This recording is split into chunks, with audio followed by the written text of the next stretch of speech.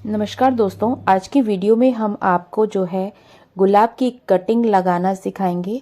गुलाब की कटिंग लगाना बहुत आसान होता है, लेकिन 90% लोगों के लिए ये एक टेढ़ी खीर है, क्योंकि वो कुछ खास प्रोसीजर्स का यूज़ नहीं करते हैं और अगर उन्हें बताया भी जाता है तो वो उस पर ज़्यादा ध्यान नहीं देते। वीडियो को स्किप करके देखने से भी यही होता है कि आपकी कटिंग सही से चलती नहीं, क्योंकि जानकारी आधी अधूरी होती है। किसी भी वीडियो को देखते हैं तो उसको बिना स्किप किए पूरा एक एक स्टेप को ध्यान से देखना है और तब आप जो है अपने इन 5 स्टेप्स के द्वारा अपनी किसी भी कटिंग को बहुत इजीली प्रोपोगेट कर सकते हैं। मैंने ये ग्रो बैग्स ले लिए हैं जिन्हें मैं जनरली फेंकती नहीं हूँ और तैयार कर लिया है मैंने गुलाब की कटिंग को लगाने के लिए। और पेंसिल जितने आकार के शेप की आपको कटिंग लेनी है, कम से कम आपको 5-6 इंच या 7-8 इंच की कटिंग लेनी है और नॉड एरिया को आपको मिट्टी के अंदर करना है। नॉड एरिया जरूर से लेना है। तो दोस्तों, मैंने इनको टेढ़ा कट किया हुआ है और जब हम इन्हें माली भैया से लाए तो उन्होंने भी इसको टेढ़ा ही कट किया था। तो आप देख सकते हैं 45 डिग्री के एंगल से इसको कट किया गया है कटिंग्स को। तो इन 3 कटिंग को लगाने वाली हूँ। मेरे पास अभी फिलहाल मार्केट का फंजीसाइड पाउडर नहीं है, तो मैं घर के ही फंजीसाइड का यूज करने वाली हूँ। मैंने ले ली है दालचीनी का पाउडर और ले लिया है एलोवेरा जेल। तो दोस्तों, अगर आपके पास दालचीनी भी नहीं है तो आप हल्दी का यूज कर सकते हैं, नहीं तो आप मार्केट से जो फंजीसाइड मिलता है अगर आपके पास वो है तो आप उसका ही यूज करें। उससे 99% चांस हो जाते हैं कि आपकी कटिंग सरवाइव करेगी ही करेगी। वैसे तो ये वाली ट्रिक भी बहुत ही अच्छी है और इसने ये जो है जो वीडियो है वो पूरा अपडेट के साथ दे रही हूँ। इसमें आपको मेरी कटिंग चल भी गई है, तैयार भी हो गई है और अब फ्लावरिंग के लिए भी रेडी है। पूरा का पूरा प्रोसीजर दिखाऊंगी और 3 महीने जो है लगते हैं आपकी कटिंग को पूरी तरीके से तैयार होने में। ये मिथ है कि 1 हफ्ते के अंदर अंदर कटिंग रेडी हो जाती है और लोग उसे ज्यादातर रिपोर्ट कर देते हैं। तो अभी फिलहाल देखिए फर्स्ट स्टेप की तरफ हम चल दिए हैं। हमने ले लिया है एलोवेरा जेल और दालचीनी पाउडर, दोनों में डिप करने के बाद मैंने नॉड एरिया को जो है मिट्टी के अंदर दबा दिया है। अब बता देते हैं कि आपको इसके लिए मिट्टी कैसी लेनी है। एक तो आपको इसमें बिल्कुल भी खाद का यूज नहीं करना है गाइस। जब भी आप कोई कटिंग चलाएं तो 50% रेत और 50% आप अपनी गार्डन सॉइल ले सकते हैं। तो देखिए ये मीडियम मैंने बनाया है और इसमें गड्ढा ऑलरेडी बना लेना है, जिससे कि आपने जो फंजीसाइड लगाया है वो मिट्टी के साथ हट ना जाए। तो देखिए मैंने लगाकर तैयार किया है और उंगली की मदद से पहले शेप दे दी है इसको और फिर उसमें लगा दिया है। एयर बबल नहीं बनना चाहिए। जहां पर भी आप लगा रहे हैं उसमें जो है आपको अच्छे तरीके से लगाने के बाद अपनी कटिंग को हाथ की मदद से उसके आसपास की मिट्टी को बिल्कुल प्लेन कर देना है, जिससे कि आपकी कटिंग में बिल्कुल भी एयर बबल ना बने। और बची हुई दालचीनी को भी इसमें ही डाल देना है। और एक चीज और आपको इसमें डालनी है, वो है एलोवेरा जेल के ये टुकड़े। एलोवेरा जेल को इस तरीके से क्रश करके आपको इसी के चारों तरफ डाल देना है। और जब भी मैं अपनी कोई कटिंग लगाती हूँ तो ये ट्रिक जरूर से अपनाती हूँ। एलोवेरा जेल के छोटे छोटे पीसेस को मैं कट करके उसी के बराबर में डाल देती हूँ। तो दोस्तों, अगर आपको प्रॉपर तरीके से आप काम करते हैं, जैसे कि आपने कहीं से कटिंग ली ऐसे ही मिट्टी के अंदर घुसा दी, तो ऐसा तो बहुत ही प्रोफेशनल लोग ही कर पाते हैं कि उनकी कटिंग चल जाती है। एक आपको इसको शेडी एरिया में रखना है, इनके ऊपर बिल्कुल भी धूप नहीं पड़नी चाहिए। तो ये 3 स्टेप्स हो गए। अब 4th स्टेप की तरफ चलते हैं। जब भी आप कटिंग लगाएं तो उसको जो है आपको पॉली बैग से जरूर से ढक कर रखना है, या फिर अगर आपके पास कोई प्लास्टिक का कप बॉटल है तो आप उससे भी ढक सकते हैं। ये 4th स्टेप इतना ज्यादा इंपॉर्टेंट है। अगर आपने पॉली हाउस जैसा इफेक्ट अपने प्लांट को दिया तो आपकी कटिंग के चलने के 99% चांस हो जाते हैं। इस वीडियो को बनाने में मुझे 3 महीने का समय लगा, क्योंकि 3 महीने में ही मैं आप लोगों को जो है अपडेट भी दे सकती थी। इन तीनों को ही मैं पॉली बैग से ढक दूंगी और पॉली बैग से ढकने के बाद हमें इसकी जो पॉलीथीन है उसमें कर देना है थोड़ा थोड़ा सा छेद करना इसलिए जरूरी है कि जिससे कि थोड़ी बहुत हवा जो है बाहर की इसमें आती रहे। आपको मैंने इसमें पानी पहले ही डाल दिया था कटिंग लगाने से पहले। अगर आप बाद में पानी डालेंगे तो देखिए जो आपने दालचीनी वगैरह डाली है वो सब बह जाएगी। पहले पानी डालें, फिर उसके बाद कटिंग लगाएं और फिर आपको 1 हफ्ते तक इसको छेड़ना भी नहीं है और बिल्कुल शेडी एरिया में आपको रख देना है। इसके ऊपर बिल्कुल भी धूप नहीं पड़नी चाहिए। जब आपकी कटिंग में कुछ रिकवरी नजर आए तब आप उसको धूप में रख सकते हैं, लेकिन अभी आपको 1-1.5 महीने तक अपनी कटिंग को बिल्कुल भी धूप नहीं दिखानी है। तो मैंने इनको ऐसे एरिया पे रखा हुआ है जहां पर ना तो इन्हें कोई छेड़ेगा और ना ही इन पर किसी तरह की धूप पड़ने वाली है।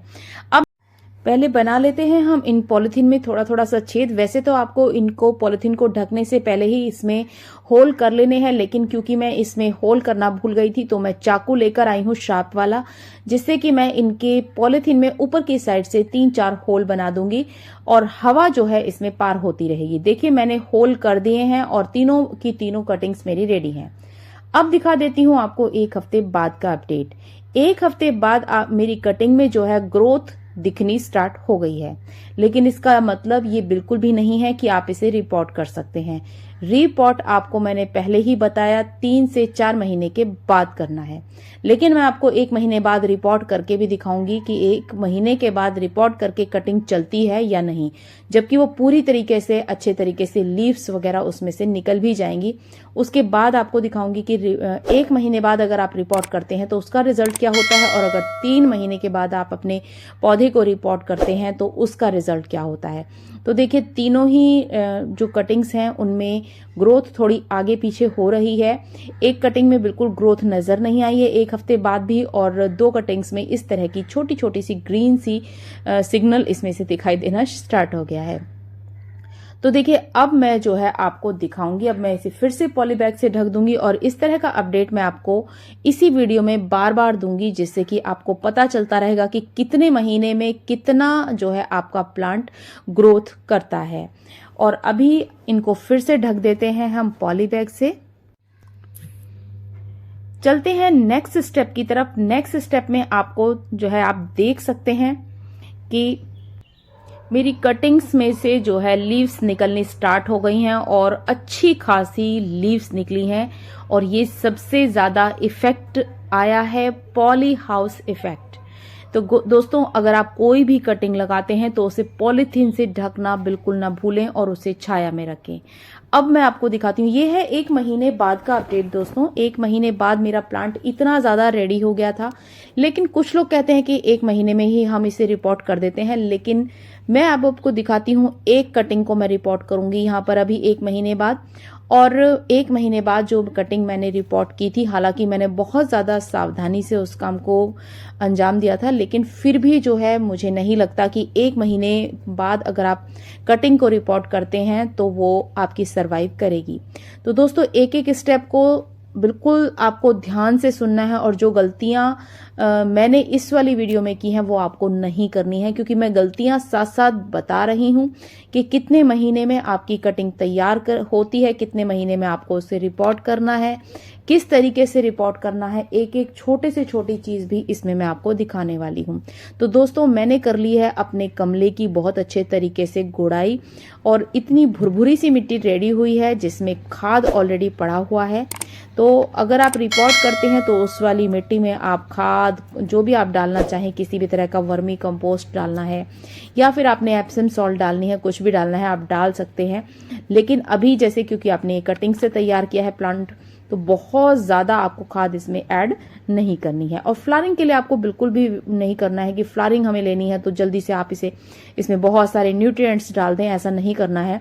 पहले तो कटिंग जब रिपोर्ट होती है तो उसे सर्वाइवल में थोड़ा सा टाइम लगता है, तो अभी फिलहाल हमें इसे सर्वाइवल के लिए रेडी करना है। अब आप देख सकते हैं कि इसमें बिल्कुल भी इतनी सी भी इसमें से लीव्स तो निकल गई, लेकिन बिल्कुल भी रूट्स इसकी नहीं बनी है। 1 महीने में आपके प्लांट पर लीव्स तो आ जाएंगी, लेकिन रूट्स बनने में कम से कम 3 महीने का समय लगता है।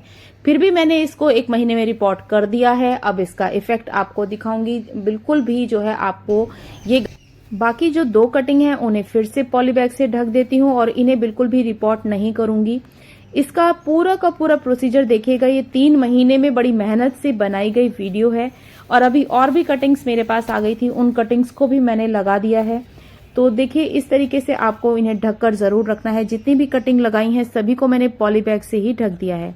और ये है 3 महीने बाद का अपडेट। रिपोर्टिंग मैंने दोनों कटिंग्स की कर दी थी, उनमें से एक कटिंग में बहुत अच्छे से रूट्स बनी थी, तो उसका ये रिजल्ट आप देख सकते हैं कि अब इसमें कलियां भी बन गई हैं। 4था महीना चल रहा है और इसमें कलियां बननी स्टार्ट हो गई हैं। लेकिन जो दूसरी कटिंग है इसके बराबर में ही लगी हुई, उसमें बिल्कुल भी कुछ भी इफेक्ट नहीं आया है।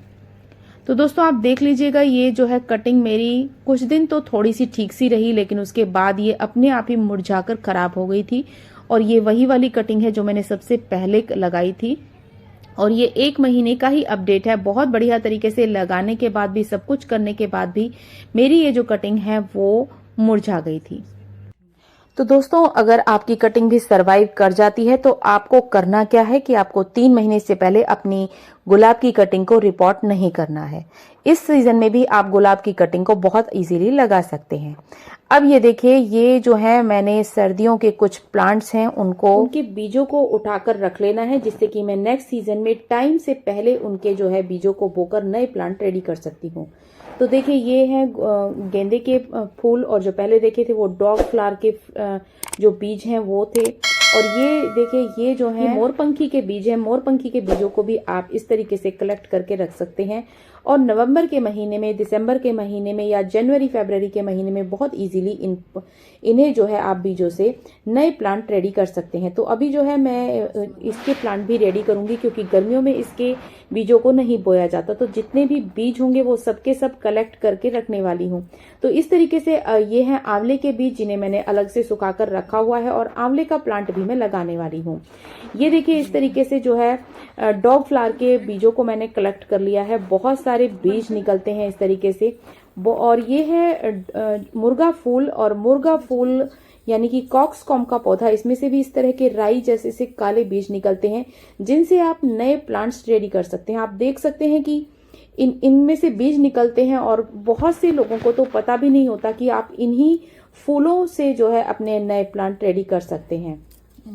तो देखिए, ये है गुलदावरी के पौधे। जो भी पौधों के ऊपर से फूल सूख गए हैं उनको बहुत अच्छी तरीके से मैं सुखा कर रख लूंगी, और इनसे भी नए प्लांट तैयार हो जाते हैं। हालांकि ये कटिंग से भी रेडी हो जाते हैं, लेकिन ये इस तरीके से आप बिल्कुल गेंदे की ही तरह इनके बीजों को भी संभाल कर रख सकते हैं सुखाकर। तो देखिए, फूल अब थोड़े थोड़े से मुरझाए से और अपने कलर्स को चेंज करने लग गए हैं, और इनमें थोड़े थोड़े से ये देखिए कीड़े भी लगने लग गए हैं। तो इन चीजों को, जहां पे भी आपको कीड़े नजर आए, उसको टिप को आपको तोड़कर फेंक देना है। तो ये है अपराजिता के बीज, और अपराजिता के पौधे के ऊपर इस तरीके से फलियां आती हैं। तो फलियों से जो है मैं बीज कलेक्ट करके रख लेती हूँ, और इस टाइम पर इनको बो भी सकते हैं, क्योंकि अपराजिता के बीजों को इस टाइम पर भी बोया जाता है। तो इस तरीके से आप भी गुलाब की कटिंग को बिल्कुल प्रोफेशनल तरीके से लगा सकते हैं, और फ्लावरिंग के लिए रेडी भी कर सकते हैं। अगर आज की गुलाब से रिलेटेड जानकारी आप सभी को यूजफुल लगी है तो लाइक शेयर जरूर कीजिए, और अगर चैनल पर नए हैं तो चैनल को सब्सक्राइब जरूर कर लें, जिससे कि मेरी आगे आने वाली सभी वीडियोस की नोटिफिकेशन